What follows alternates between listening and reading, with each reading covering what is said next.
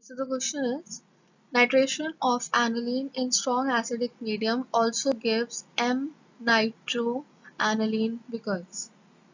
Okay, so in acidic strong medium, aniline is present as an anilinium ion. In acidic medium, aniline is protonated to form anilinium ion, which is meta-directing. Hence, besides para and ortho, meta product is also formed. So, meta product is also formed in significant yield. So let's look at the explanation. So the correct option is, in strong acidic medium, aniline is present as anilinium ion. Nitration of aniline in strong acidic medium also gives M-nitroaniline because in acidic medium, aniline is present as anilinium ion.